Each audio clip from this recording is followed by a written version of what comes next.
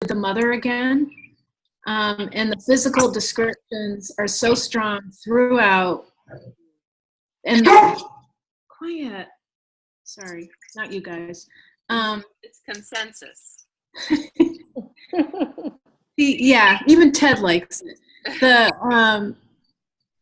It's just so, the physical contact with the mother, the physical impact of the mother in this paragraph. And I thought in a couple other instances, like on the bus, that the writer could extend that and get a little bit more into the physical contact, because the physical descriptions are so strong. Mm-hmm. Yeah, the physical descriptions are strong. Brown, wavy hair combed straight back from his forehead. Yeah, couldn't agree more. Those are great physical descriptions. Yeah. So I think that as you revise this, Lee, what's going to be helpful in terms of the super easy, pragmatic, mechanical stuff is to think about using a little bit more white space between your sections, or because you're shifting in verb tense and in style a bit, really in time and place, maybe even marking those sections with some sort of, I mean, I'm sure you've seen it before, like a double white space, centered asterisk, double white space, and then moving on. Just little physical cues that we're making another pivot, because I would hate for you to lose these big pivots. I think it's a strange sort of power in the essay, but I think you might be able to give it like some physical armor so that the reader has a little bit more of a map with respect to that. Also thought, I was looking at the optional threads before we logged in, and I saw a post of yours recently that I thought might be of use in this essay, that the dream sequence with the it was 2 sections, and in the earlier section the speaker is walking around looking, she's rootless and she's looking for a home.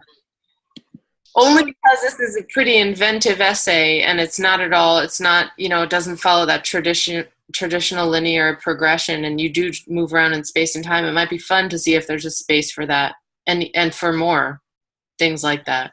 I think is that the one where she walking the street and the homes you can't get into, and then that was a good one. Yeah, it was great. And I think that this is a very sound piece of writing, so you're safe to experiment like that. But I do think that there's still room to make some discoveries in terms of how this is really gonna solidify. So you might try something like that. Did anybody have any other comments before we hand it over? I have to still put my written comments together for you, Lee, and everything that people have said has resonated. I did find myself reading again and again your last sentence, how it seems that at that point, you know, you say mine had not yet begun, where your mother seems to have, the mother, I should say, the narrator's mother seems to have worked through grief, but the child is still working through the stages of grief. That just left me feeling like I wanted more. Like, how does a child process grief? And I don't know. I mean, I'm not being very coherent now, and I apologize, and I'm still putting my feet back together for you. But I just found myself at that sentence thinking, now what's next? How is this child going to process grief? I love that whole last paragraph. From Yeah. The description of where the child was. She's not sitting on the couch next to her mother. She's sitting on the floor. Yeah, that's a good point. Against her mother's legs. And, you know, put on some lipstick. So the child notices. She notices her mother as her father with her appearance. And then I love the Mrs. Klein's quote there. I mean, in that one paragraph, so much is said, and it just is so vivid. It's just excellent. And then that she bragged to her friends about how her sweet daughter had begged her to stop crying and put on some lipstick. You can just see her starting to come out, the mother. Yeah. Mhm. Yeah, that's a great point. Yeah. Also think what would make that very strong passage, Jane, even stronger is if you satisfied the contract of point of view there, Lee, with the line, Mrs. Klein reproached my mother, saying, I told you so. If we could see the child overhearing that, it would penetrate just a little bit more in terms of, well, how does the speaker know that that conversation between the mother and her friend happened and what the response was?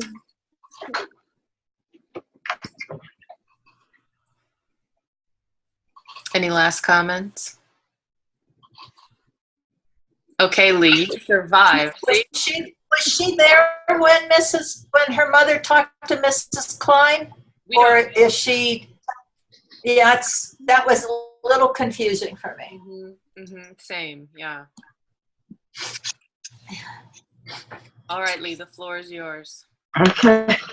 I should have put in that my mother told me about the conversation. Yeah, little changes like that. So easy. Yeah, she told me. So she told me, and then she told her, and then she told other people, and she was, this is true as far as I can remember. And I had repressed most of it. I had forgotten most of it until I was in therapy. And I remembered in therapy when my therapist asked me, well, how did you find out about your father's death? And I just remembered what happened, but I hadn't thought about it for many, many years, for 3 decades. I hadn't remembered any of it. And then it all came back crashing on me in therapy, and I started remembering all these things. And it was, this took me a long time to write, and it was really, really hard to write. And hearing you talk about it it still has an emotional it's hard. impact to me. It's very hard. So this is as true as I can remember. This is as true as to life as I could have made it. There was things about my father, and I left things out, and I thought, well, maybe you should put that in. No, leave them out. So you make those kinds of decisions when you're writing. And, I went through this with my father, and I thought, well, he's depressed. Now, are you going to say, why is the man depressed? What happened to him in his life that made that happen? I could have put that whole historical, what I know about my father, by way of my mother telling me what happened to him, and then it would be more understandable to people. So I said, no, you'll make it too long. It'll be boring. No, people won't care. And I just left it out. But it explains why he got so depressed. But it would be much longer to put all that in about my brother's illness and my father's being conscripted into the Red Army at the age of 17, and nobody knows what happened to him in the Red Army, and then he got out, and then he was an immigrant, and all of this, a long history that happened to him that, nothing went right for him. Everything went wrong. So I should think about how I can include some of that. Lee, I'm recording this, and I'm sorry to interrupt you, but you just spoke 3 great lines that you might just and also just want to remind you that concept of, well, I could have told you why or how, but I didn't want to put all that in. Actually, the demand of memoirs that you don't put it all in, is that you do that incredibly painful work of figuring out how to put only some of it in. Which is also something to think about. But sorry, I did mean to interrupt you. I'm done. Of course. Okay.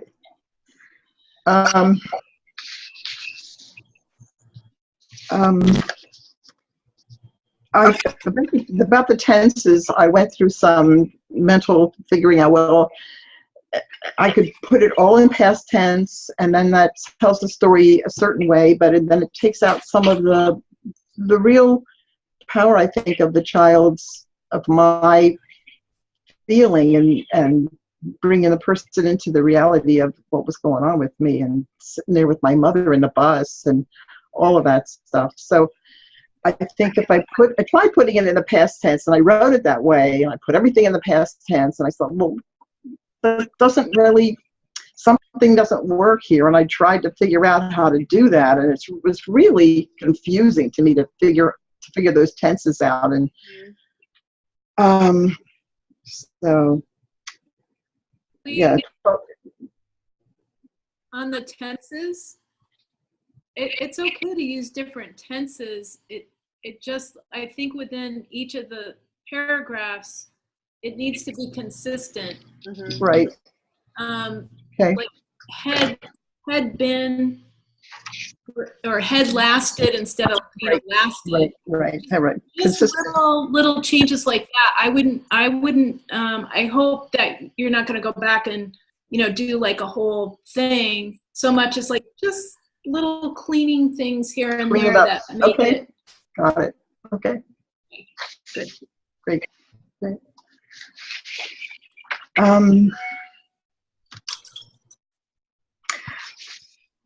There's more, of course, about, I left it, I had to leave it somewhere at the end. So I just said about the ending of it, mine had not yet begun. Mine, I think my 7th year was one of the hardest years of my whole life. And that's a whole nother essay about what happened that year. That year explains the getting lost, because I actually did get lost. And I wandered around, and I was terrified. The dream was getting lost, because I did. I got lost. My mother sent me to Hebrew school, and I turned the wrong way to go home, and I started walking the opposite direction of my house, and I panicked, and I found a policeman, and and then I got home, and she gave me a spanking. That's a whole other, story. But yeah, there's a whole terrible year, but I had to end it somewhere. And that story, I guess, is called Daddy's Dead, or Daddy Died, or something like that. But he wasn't. Yeah, I missed my daddy. I didn't get a daddy. So I got a daddy who was a daddy, but he wasn't really there. And so he was sort of there, but not really. So it was, yeah. Well, this is the really the challenging thing about writing these stories, is they do have to end, and but it's also the redemption of writing the stories, or the hope of writing the stories, is that they don't carry with them a functional requirement for totality. They carry with them a functional requirement for transcendence of that whole story. You tell a part of that whole story, and then the particularities of it open up onto a universal truth, onto something that will resonate with all of us on different levels and continue to. So that can be the real burden of these early drafts, is, how am I going to tell this story the right way, and where do I end it? And, the good news is the form itself requires you to make those decisions. So I think you've done a really good job. Yeah. Thank you so much, everyone. Thank you so much for all your work. Exactly. It's in my head. Yeah. Incredibly moving piece. And I'll share with you some other things that I was thinking about that I'm not very coherent right now. I apologize. That's okay. Thank you very much. Appreciate it. I have to sign off. I've got to go to kindergarten. Sure. Okay. But I'm sorry, Jane. I don't get to talk about your piece. I sent you feedback, and I've still been thinking about it. Thank you very much for your feedback. Well, feel free to ask me any questions, and I'll stop there so that you guys can continue. And I'll see you at the next meeting. Thank you for joining. Thanks. Have a wonderful rest of the meeting, and I'll look at the recording. Okay. Thanks. Bye. Bye, Yes. Okay. So thank you, Lee, very much. And now we will move on to our last week 9 essay, which is Jane's essay. I've been looking at these for over a week and writing on them and just realizing for the first time that they don't have titles. Is there a title for this one? For mine? There's no title on the page. So No, I don't have a title. okay. I love baseball. Title baseball is what that's what I call it. I love baseball. I called it baseball memoir for my PDF, but Right. I was going to do something corny like take me out to the ball game, and I thought, oh, just so it's time. The first, yeah. Okay, so we're gonna move on to Jane's baseball essay, untitled. And does anybody have a favorite passage, paragraph they would like to read aloud just to get the work into the air?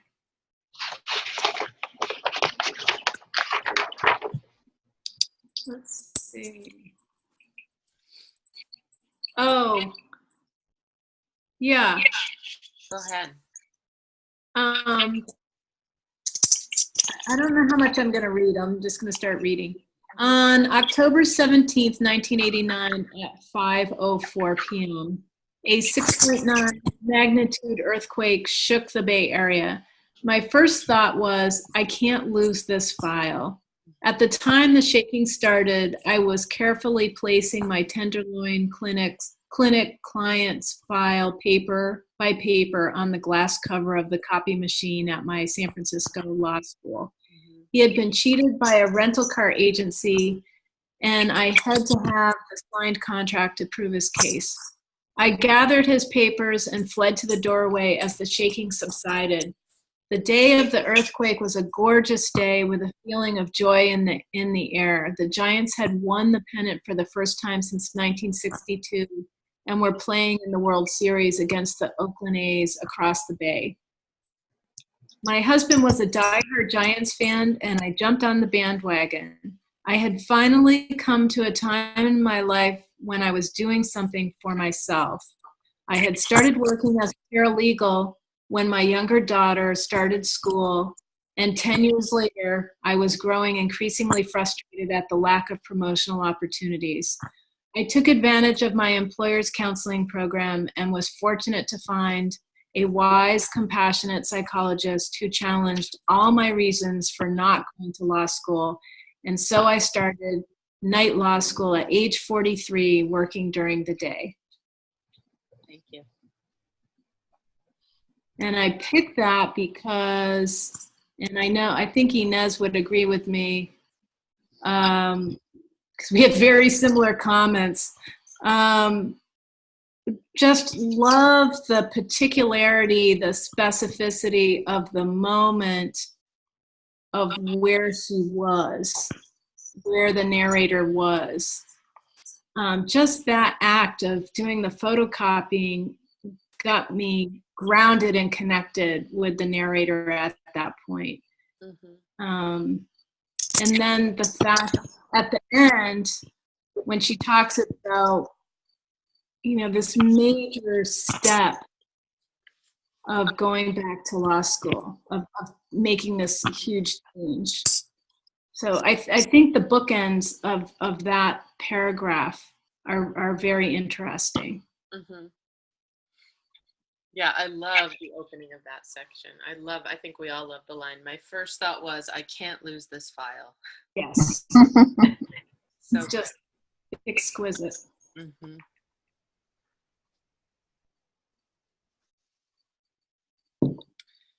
The strengths of that section also, as they often do, illuminate some of the areas throughout that might benefit from a second look.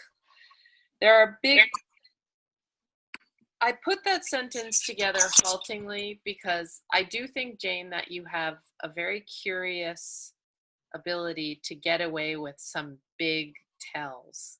There's just something about your style that feels very lively. So a line like, I had finally come to a time in my life when I was doing something for myself. Normally, I would be circling it with a red pen and demanding that you break it down into concrete detail. But there is something about the storytelling style here where moments like that make sense. However, I still think because of the proven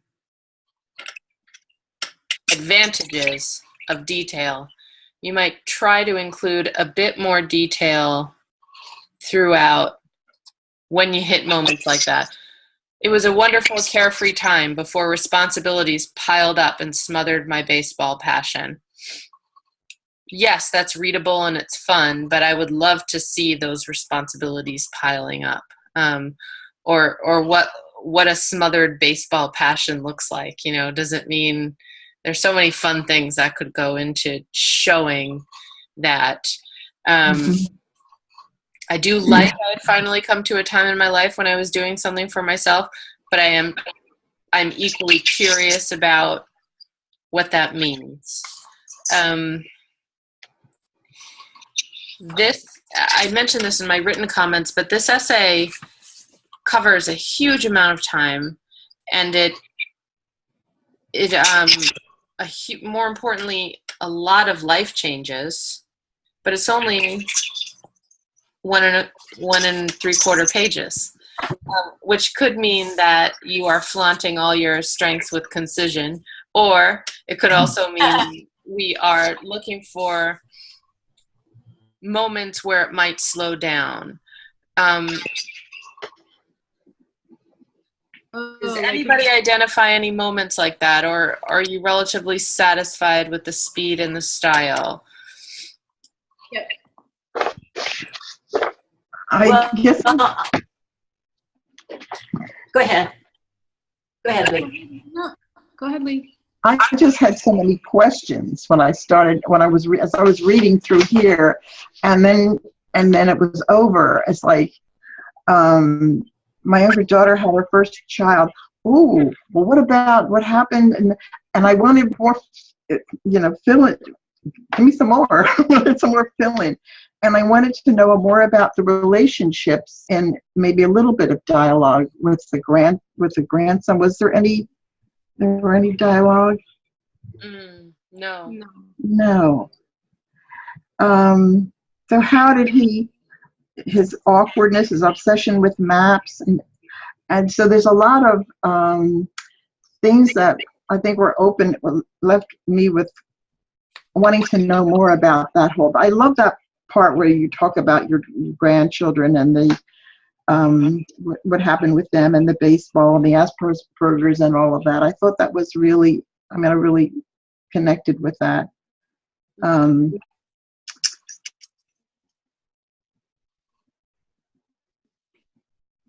I love that suggestion about dialogue, especially with respect to the Peter and baseball section and the diagnosis of Asperger's. It just seems like a wonderfully smart way to deepen our understanding of that relationship. Yeah. And actually in there she mentions that he calls just to chat. Yeah. So there's an opportunity, right? A jumping off point. Yeah. Definitely. It's a lot like a series of headlines. The headline of the earthquake, and then the headline of the series with across the bay, and then the headline of the 2002 World Series, and et cetera, et cetera. And they're all such gripping headlines that it really does leave you wanting some filler there. Let's have a little more about each of those things. So I thought, well, she's put together a really nice loom that she can start weaving things into. Yeah. Yeah. Very nice. Yes. I thought of it as bones, like a structure. And put a little bit more flesh on the bones. Yeah. And I think that what's driving our collective desire for more flesh is not just curiosity, but also we want to see this paradigm succeed of the relationship between the life and the individual intimacy of a single life and how it works against the larger frame up of baseball. And I think that what's important is that the speaker's life feels much more fleshy and vulnerable and human than the baseball that's here. And certainly what's on the page now is trending that way. But it could definitely be deepened. I mean, I was the first one up to get the paper and check the box scores. I just love that. It's very simple, you know, we're not looking for like earth-shattering descriptions or like totally unexpected adjectives. It's more just a closer, longer view. If you think about it in a cinematic way, we just want to go in and we want to hover there a little bit and notice a little bit more. Because I kind of like this detached relationship between the life and the baseball is just kind of always there and it's in the background and it's not overly prescriptive. You don't always bring us back to baseball and that's how baseball saved my life and that's how baseball saved my relationship and that's how, you know. But I do think that there's room for a more sophisticated version of that kind of a relationship, and I think it would be found in just showing us a little bit more of the life. Such a great life. The moments. Mm-hmm. The moments, right? Yeah. I started. I'm not. First of all, I'm not a baseball fan. I'm not a sports fan of any kind at all. And I read the first sentence. Okay, I read the first sentence, and I said, "I love baseball." And I've always wanted to ask somebody who felt that way, what is it? What is it? Why do you love baseball? Why do you love this sport that much? I mean, tell me about that. Why? And I never got that. So I'm just, everybody else seems to understand that love for baseball, but I would love to know more about why you love baseball. Is it the pitcher? Is it the hot dogs in the stands? Is it the excitement? Is it the what exactly is behind the love of baseball or football or I don't know. It's the paramount experience of what it means to be part of a functional team. Sports to me, and I'm a rabid sports fan, but I'm also a team development specialist, and it's watching team dynamics in action and getting excited about how that team works together and what they accomplish and do they win a pennant or do they not. For me, it's very much about the team. I have individual players that I love. I noticed Jane mentioned Madison Bumgarner. Yay. I was glad she did. But just to answer that question, Lee, for me, it's the fact that it's watching a team in action and people having to be team-oriented in order to do something, to win a game. Yeah.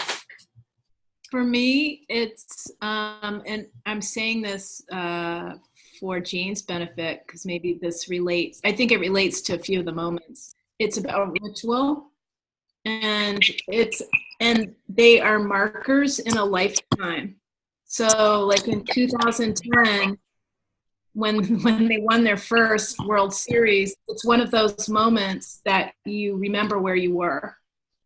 So it's for somebody who's a baseball fan, especially I think as a child, my ex-husband was, and it represents the childhood, and then that just carries through adulthood. And so that those little rituals, so to turn it into the writing feedback, the rituals, and a lot of times the rituals are really tiny, like the hot dog and the Coke and where you sit, it's all part of that. And it's captured in this piece. And I think that also relates to the moments, the more moments that we're asking for too. I don't know if that will help kind of frame it for the writer and for Lee. Bravo. But I think it's a part of For Jane to being a hear. part of a community. Sorry, Carrie, go ahead.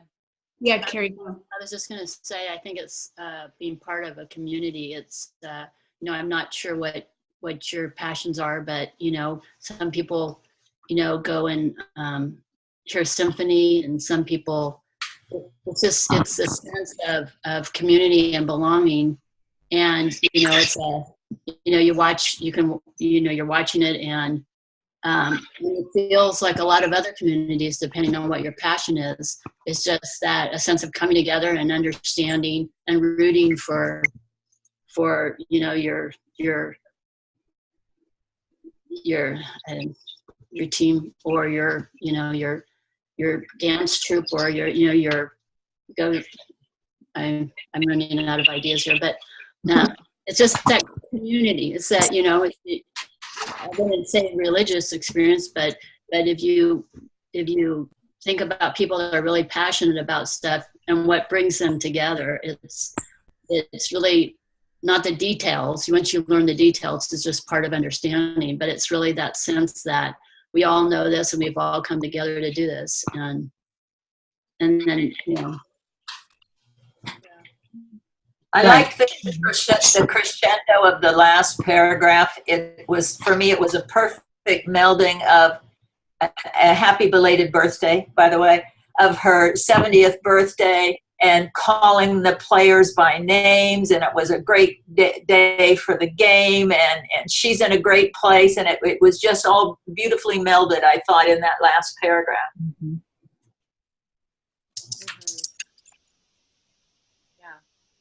I love that last section.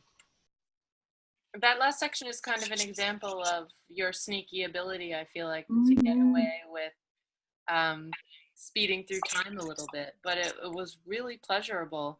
And I think, to go back to Lee's question about why one loves baseball or doesn't, it's a useful question to think about with respect to any big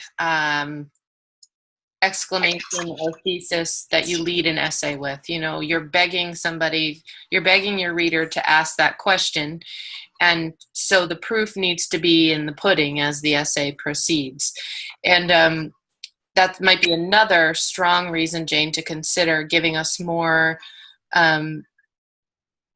concrete emotional vision points into these big life moments. And there's an essay that it's one of my favorite essays. It's called Brothers, and it's by Andre Dubus. Not Andre Dubus III, who's a relatively well-known writer, but his father, who was a short story writer and an essayist and really, really accomplished. And I'll just read a little passage because, Lee, I think maybe it will start to set the groundwork for a little bit of a conversion. I don't know. But I also think, Jane, that it's useful to hear because it's incredibly emotional. It's kind of like the yang to the yin of the draft that we're considering. And I'm just going to read two brief excerpts from this essay called Brothers, from the collection Meditations from a Movable Chair. At a baseball game in Fenway Park, I feel like a boy, watching grown men on a playing field and watching grown men and women in their seats in boxes in the grandstand, and faceless bodies across the field in the bleachers, watching them watch, cheer, eat, talk, drink, watching them go up and down the steps for food, drinks, for the restrooms. The sound of the crowd is steady, the calls of roaming vendors rising higher, as the cries of certain people do, those who yell at umpires, players, managers, and those who call to the players, "Good eye, you can do it," as if I do it, had been infielders years ago, when the voices of infielders were part of the game, calling to the pitcher, "Come, babe, come, boy," we used to say in spirited voices, our bodies poised, our weight on our toes, our gloves ready. For me, baseball is real in a deeper way than much of what I do. I do not begin a baseball season hoping the Red Sox win a pennant and the World Series. I enjoy each game. The reality I am watching is moments of grace and skill, gifts received by men who do not turn away from them, but work with them for the few years they are granted. One spring, the batter will not be able to hit a fastball. The pitcher will not The pitcher will not be able to throw one. The gifts are gone, as if they existed independent of men, staying with one for a time, then moving on to another. A boy in the womb, and when he is in elementary school, you can already see that he has it. It goes on and on. It's very long, but it's so lovely. And, Wonderful. oh, he's so great. So this man, he's no longer living, but he was a lifelong runner, and he lost a leg, and he was paralyzed, and he spent the last part of his life in a chair. He wasn't paralyzed, he just lost his leg. I'm just looking at the photo and paraphrasing glibly. But just a really soulful writer, and I can't recommend the entirety of this essay enough to you, Jane, when you, yeah, and I meant to scan it and attach it, but I did not. But you referenced it, okay. But I did, and I said it's attached, and it wasn't, so sorry about that. But you just want to present us with the facts of a particular life, of the speaker's life, and then watch the way that those facts can cohere and become a story that transcends that speaker's life. And it's just that little bit of transcendence. You start to get there in that last section, and you can't transcend the whole time, right? So you need to be earthbound, and you are, but I think that you just might do a little bit more emotional work in there. But you have the bones in place for sure.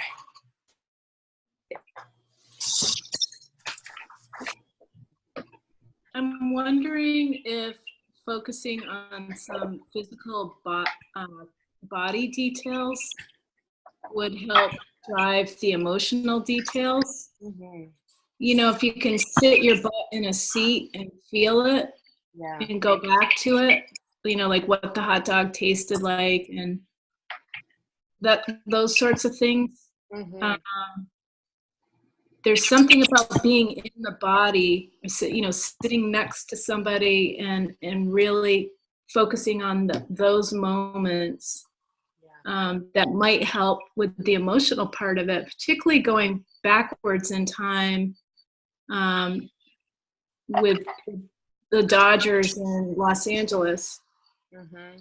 I think that's a great recommendation too, Kirsten, because his time frame is closer to what Jane's talking about in the first paragraph. In baseball, it's still lovely, it's still the same, but the stadiums and going to them was different because we didn't have all the entertainment factor, like baseball was the entertainment. Mm-hmm. And going to a place like Fenway, the Temple, as we call it, I mean, it has that feeling, the way that they're built. And I don't know what the old stadium looked like in Southern California, but my guess is there's something physical about that place as well. Yeah, that might help. That's a great idea. And just when you talked about the bodies, I realized that there isn't a lot of physicality in this essay. I remember the moment I loved. During both games, Peter stood next to the dugout watching the game and hoping for a glance from Alex. That's a great moment. It's great. And it's also, you place those bodies and we know exactly where they are. There's no summary. There's no so-and-so had a child. I was able to help. It's very specific. You know, it references a very specific time and place, much like the strong moments early on. Also just wanted to note that I thought it was great and really keen of you to lead with "I love baseball." And then as you proceed, we see you switching team alliances quite a bit, the speaker, and it's so in concert with this opening claim. You know, I love baseball. I don't love the Dodgers. I don't love the Giants. I just love baseball. And I thought that was really satisfying. I like her sentences. I hope I remembered to comment on that. I think I did, Jane, but there's clarity to your sentences. There's a nice length to them. You know, there's nothing overly complicated. I didn't get lost and have to go back and read something 7 times to figure out where you were. It was very straightforward, and I appreciated that. Yep. That's part of the strength. There's a charm, you know, when we think about voice and style and how slippery it is to get your mind around what that is. You see that here in your piece. We can start to see that. Did anyone have any other comments before we hear from Jane? Hey, Jane, take it away. Questions? Okay, so I didn't have anything written, and my husband and I were on our boat, and so very close quarters. So when I'm writing this, it's usually he's right next to me, or, you know, so, you know, so anyway, I couldn't, it's just kind of a surfacey thing, but I had fun doing it. And baseball, I'm from a baseball family, really, and especially with this grandson who's playing college baseball. You know, it took him, his family really devoted a lot for him to be able to get there. So that's probably why I have, you know, I'm more interested in it. But you know, as I was writing it, the theme came around. I realized that my love of baseball used to be, it was through a man. It was through first my father, that my father's joy was contagious.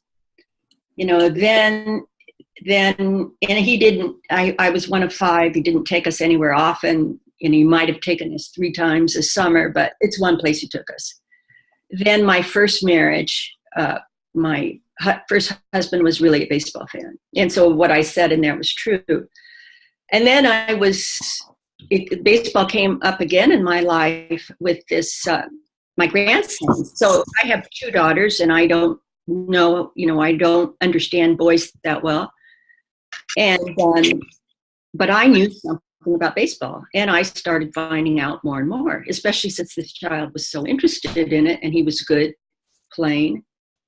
And then the Peter in Cleveland. I mean, there's some scenes I could have put in here, but they'd be so long. I took Peter and his younger brother, who's extremely social and really doesn't care that much about baseball. I took them to a Indians baseball game and sat in 45-degree weather. I mean, I could tell a story about that. And we lasted the whole game because Owen was a friend. And Peter, the child who's slightly on the spectrum, told me, Grammy, Owen's talking to someone he doesn't know, because Peter would never do that. I said, Peter, we could stay the whole game. So anyway, I could, you know, if I wrote more, I don't know what I'll do with it. I don't know, but I was trying to make a point. The point is that now I'm a fan in my own. It doesn't come through. You know, I'm more of a fan than my husband is, and so we go to a lot of games because we're in a baseball group, and I'm the fan. So that is kind of the point of it, is that I've finally come to a point in my life where I have more time, and I find that I just get excited myself. I don't because my husband, you know, it's nice to go to a game with someone, and it's been fun. That last year, after the playoffs, my family and I, and this was my brother, my nephews, we had this dialogue going on in Facebook, on like chat messenger, and we had a Cardinals fan, an Angels fan, a Dodgers fan, a Giants fan, and you know, it's the connection. It's just fun, you know. I think it's and so just one more thing. So I went to, you know, when I started this out, I was going to talk about all the baseball parks I've been to this summer. I've been to 5 parks, and it's not because my husband and I went on a baseball vacation. It just happened to happen. My nephew got married in St. Louis, and a baseball game was part of the festivities. My husband and I decided, I said, I want to go see Kansas. I want to go see the Royals. They run did we play them in the World Series? Yeah. Yes. I wanted to see their park. And then we saw the Angels because we took our grandchildren to Disneyland, and my brother was there. He's a Angels fan. So, you know, it's just kind of part of my life now. And then my college roommate spends a month in Scottsdale for spring training and bought a condo. And she bought a condo across the Gulf. So I'm friends with some baseball addicts. And is that a baseball figurine on the bookcase behind you? Is that a little angel of baseball back there? It is. Yeah. It's from one of the games. It is. And I look forward to the season starting, and so I'll talk to. Well, it's how I connect with my oldest grandson. You know, we'll message. He'll always say, "Go Giants." And then I've been in the last 3 World Series. I have been in Cleveland visiting my younger daughters. So, you know, so anyway, I guess, you know, I knew it was kind of surfacey. I don't know if I went further with it. I think what I'm more interested in is my 2 grandsons, Alex and Peter. It's just very interesting how one of them is the athlete and one of them is not an athlete, but he's interested in a different part of baseball. And you're in between. Pardon? I said you're in between, and you're seeing both of them. You're the lens. Yes. And Jane, you've got to watch the video now because you actually spoke dialogue in your story. Oh. Uh-huh. Did everyone else notice that? You talked about Owen and Peter and the exchange that they had. That's dialogue right there, and it was sweet, and it was a moment that's a moment that we're talking about. Mm-hmm. I just loved it. It was like, oh, that's it. That's it. It was very, very animated when you were talking about it. There was a vibrant animation. Mm-hmm. Yeah, good point. I'm looking at the writing and I'm looking at Jane and I'm getting all this information. I'm getting like more information about the parks and the kids, and I'm like, oh my God. It's so lively. It just comes to life when you talk about it. Mm-hmm. So contrast that. Go back and look at the video because you're just like a natural storyteller when you're talking about something that interests you like this. And then I could talk about, I went fishing. My husband and I went fishing at a fishing lodge in Alaska. And B, I think you're a Red Sox fan. Are you a Red Sox fan? It's a requirement to live in New England, actually, pretty much. So there was someone from Maine who was a Red Sox fan, and he thought he knew everything. And I asked him, he didn't know everything. I stumped him. So anyway. You could stump me easily. But I was a Giants fan too, and I love the old parks, and I love the ritual. So I totally get what you're talking about, even though I don't really stay on top of all of it. It's wonderful listening to you talk about it. Yeah. Pardon me? You need to go for a second pass on this one, not on the boat, alone. Alone. Yeah, I need to do it alone. I really had no time to sit alone and write this. And I've just been proud of myself that I have been able to get things done, you know. So because I was traveling a lot and with family. And so, you know, I was proud to at least finish this much. Yeah. I was so impressed with other people's work. Wow. But I think there's more to this than even just being satisfied that you finished it. I really do. Yeah. I think it's really rich material. Yeah, I think so. Really narrowing the gaze and experimenting with focusing just on the 2 grandsons and seeing what happens. You know, just stay flexible and don't throw any of your drafts away, because you can be bold when you experiment as long as you keep what you've done. You know. And I'm going to be with the younger grandson in October, so that's really nice at the end of baseball season. Fun. Yeah. Very fun. Well, thank you so much, Jane. This was really fun to talk about. And it brought me back to my favorite writer, which is always so nice. Oh, good. Well, I'll read that. Thank you. Yeah, he's a good writer. All right. Only 1 week to go. Did everybody receive their writing prompt at the proper time today? Yes. All right. Yeah. We're back on track. Great. So far we only have, is it Catherine's for Yeah. next week? Just Catherine. And I Where is everybody? I don't know. I emailed individually a few people. I received a few messages that people just are traveling and on vacation. And summer is always a slow time for these courses. But I'm hoping to hear back from Barry. I'm missing her voice a whole lot. So we'll see. I'll send her a note too. Yeah, send her a note. Ping her. She can just pump something I feel like out she and can do it in like half an hour. overnight. Yeah. All right. Well, I'll be in touch about the last Zoom. I think we'll probably, if we only have one workshop writer, I'll try to do that earlier in the week, and then we can have a concluding session on maybe a Thursday. I can't do Friday night, but Thursday night we could do our last Zoom. Mm-hmm. It's already Monday, so we'll get that on the books. And Lee, I'll have your feedback posted shortly. Thank you. And yeah, thank you everyone for all this work. It's really, you've been just so thorough. This is really an intensive in terms of what the sessions are like. People who are posting, I feel like, are getting a lot of good feedback. So I'm glad to see it. Thanks. I know it's not easy. Thanks everyone for your help. Thank you. Thank you, Kristen. Thank you, Jane. All right, take care. Okay. Okay. Bye-bye, everyone. Bye. Bye.